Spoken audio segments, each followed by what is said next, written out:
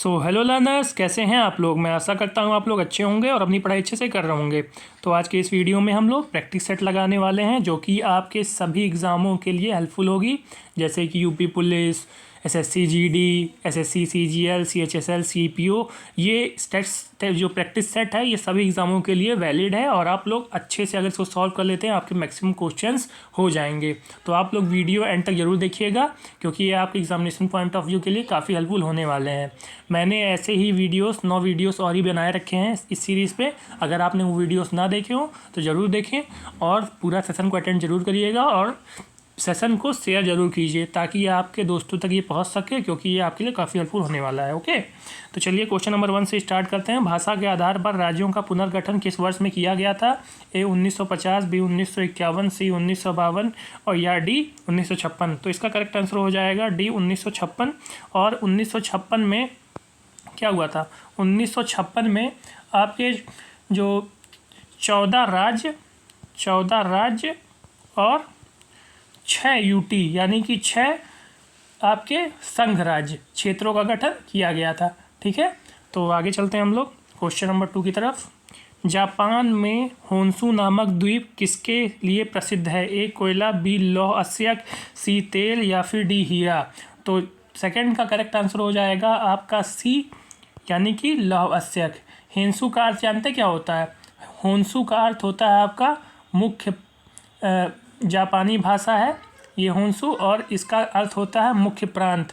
ठीक है, और ये जापान का सबसे बड़ा द्वीप है। जो ये होन्शु द्वीप है ये जापान का सबसे बड़ा द्वीप है और यहाँ पे लौह अयस्क पाया जाता है। ठीक है, अयस्क पाया जाता है। आगे चलते हैं क्वेश्चन नंबर 3 की तरफ। भारत में किस गवर्नर जनरल को स्थानीय स्वशासन का पिता कहा जाता था? Lord Wellesley, Lord Canning, Lord William Bentinck या फिर लॉर्ड रिपन। तो थर्ड का ऑप्शन हो जाएगा correct, D option, Lord Ripon. ठीक है, और भारत के स्थानीय स्वशासन की शुरुआत कब की हुई थी? यानी कि भारत में स्थानीय स्वशासन की शुरुआत हुई थी आपकी 1882 में। ठीक है, 1882 में क्यों शुरू हुआ था? जो वर्नाकुलर प्रेस एक्ट लागू हुआ था, ठीक है, उसको समाप्त कर दिया गया था, वर्नाकुलर प्रेस एक्ट। उसके साथ साथ प्रथम फैक्ट्री एक्ट भी क्या कहते हैं लागू किया गया था। ठीक है, प्रथम नियमित जनगणना की शुरुआत भी की गई थी 1881 में। तो ये सब चीज़ें थी, कुछ इंपॉर्टेंट फैक्ट्स हैं, आप याद रखिएगा। आगे चलते हैं हम लोग क्वेश्चन नंबर 4 की तरफ। क्वेश्चन नंबर 4 क्या कह रहा है? निम्नलिखित में से किसने पहले 1935 में संविधान सभा का सुझाव प्रस्तावित किया था? ए Nehru, B Gandhi, C JP Narayan या फिर डी एम.एन. रॉय। तो इसका करेक्ट आंसर हो जाएगा डी एम.एन. रॉय। ठीक है, और एम.एन. रॉय को आप जानते ही होंगे, बहुत ही ज़्यादा फेमस पर्सनालिटी है। तो ये क्वेश्चन आप लोग ज़रूर अपने दिमाग में कंठस्थ कर लीजिएगा, आ सकता है। ठीक है, आगे चलते हैं। वर्तमान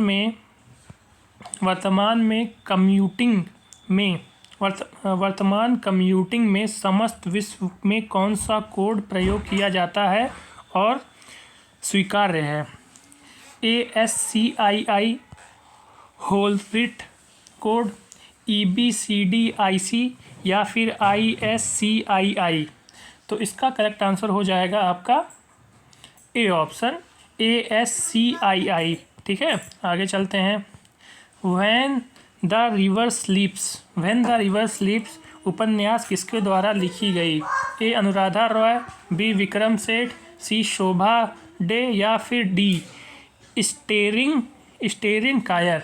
तो इसका करेक्ट आंसर हो जाएगा आपका डी ऑप्शन, स्टेरिन कायर ने, ठीक है, के द्वारा लिखी गई थी। क्वेश्चन नंबर 7 पे आते हैं हम लोग। प्रत्येक वर्ष कितने नोबल पुरस्कार दिए जाते हैं? ए 5, बी 7, सी 4 या डी 6। तो करेक्ट आंसर हो जाएगा आपका 6। ठीक है, आगे चलते हैं क्वेश्चन नंबर 8 की तरफ। वर्ल्ड वाइड वेब का आविष्कार किसने किया? A Tim Berners Lee, Martin Cooper, or Samuel Tomlins या फिर डी चार्ल्स बेबेज। तो 8 का करेक्ट आंसर हो जाएगा आपका ए ऑप्शन, टिम बर्नर्स-ली। ठीक है, हम लोग क्वेश्चन 9 की तरफ। क्वेश्चन 9 क्या कह रहा है? जल्लीकट्टू के साथ जुड़ा हुआ है, डैश के साथ जुड़ा हुआ है, त्रिचूर, कार्तिगाई, ओणम या फिर पोंगल। तो 9th का हो जाएगा आपका पोंगल। ठीक है, आगे चलते हैं क्वेश्चन नंबर 10 की तरफ। भारत में महिलाओं के लिए आरक्षण उपलब्ध है। ए लोकसभा में, बी राज्य विधानसभाओं में, सी पंचायती राज निकायों में या फिर डी उपर्युक्त सभी स्थानों पर। तो 10th का करेक्ट आंसर हो जाएगा आपका सी पंचायती राज निकायों में। भारत में सबसे पहली जनगणना किस वर्ष में हुई थी? ए 1952, बी 1852, 1872, 1881 या 1952 में। तो इसका करेक्ट आंसर हो जाएगा आपका बी 1872 में। और इसको किसने किया था? इसको लॉर्ड मेयो ने थे। ये जो लॉर्ड मेयो थे, लॉर्ड मेयो के कार्यकाल में हुआ था ये। ठीक है, तो ये याद रखिएगा आप लोग। क्वेश्चन नंबर 12 पे आ जाते हैं हम लोग।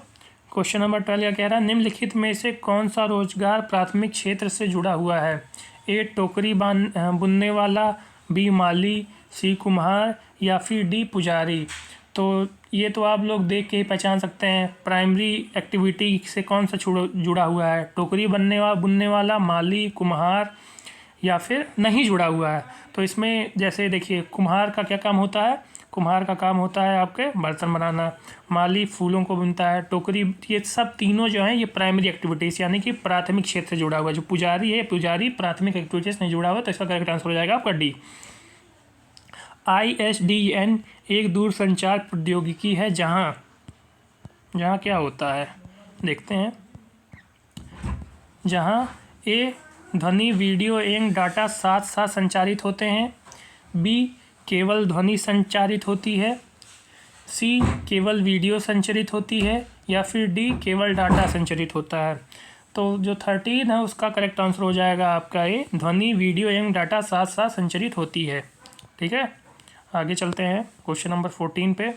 क्वेश्चन नंबर 14 क्या कह रहा है? नई दिल्ली का मुख्य वास्तुविद एवं डिज़ाइनर कौन था?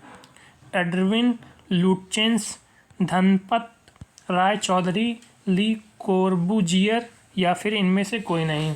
तो इसका हो जाएगा आपका ए ऑप्शन यानी कि एडविन लुट्येंस। ठीक है, क्वेश्चन नंबर 15 आपके काम लायक नहीं है, 16 भी नहीं है। 17 पे आ जाते हैं हम लोग।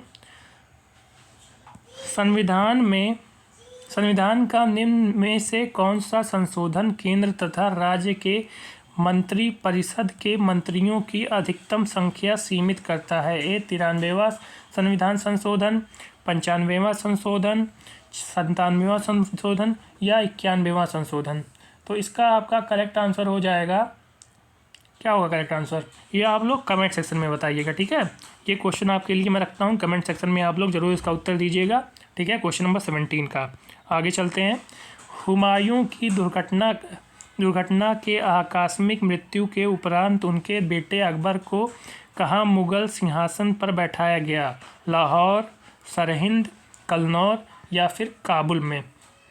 तो ये हो जाएगा आपका कन्नौज में। ठीक है, आगे चलते हैं 19 की तरफ। भारत का निम्नलिखित में से कौन सा राष्ट्रपति निर्विरोध निर्वाचित हुआ था? Doctor S Radhakrishnan, KR Narayan, Neelam Sanjiva Reddy या फिर डॉक्टर राजेंद्र प्रसाद। तो इसका हो जाएगा करेक्ट आंसर आपका 19 का सी ऑप्शन, नीलम संजीवा रेड्डी। ये एकदम इम्पॉर्टेंट क्वेश्चन है, ऐसा क्वेश्चन आता है। रेडियो तरंग का वेग कितना होता है? 3 × 10⁸ मीटर पर सेकंड, 1 × 10⁶ मीटर पर सेकंड, 3 × 10⁶ मीटर पर सेकंड या फिर 1 × 10⁸ मीटर पर सेकंड। तो इसका हो जाएगा 3 × 10⁸ मीटर पर सेकंड आंसर। आगे चलते हैं। FM प्रसारण बैंड के बीच होता है? HF range, VHF range, UHF range या उपयुक्त सभी। तो इसका हो जाएगा आपका B option, VHF range. Tape recorder में टेप की चाल कितनी होती है? 5 centimetre per second, 3.75 centimetre per second, 10 centimetre per second या फिर 4.76 सेंटीमीटर पर सेकेंड। तो इसका हो जाएगा आपका D option, 4.76 centimetre per second. नदी के प्रवाह को मापने के लिए निम्न में से किसका उपयोग होता है? ए ब्यूफोर्ट स्केल, बी क्यूसेक, सी रिक्टर स्केल या फिर डी एनीमोमीटर।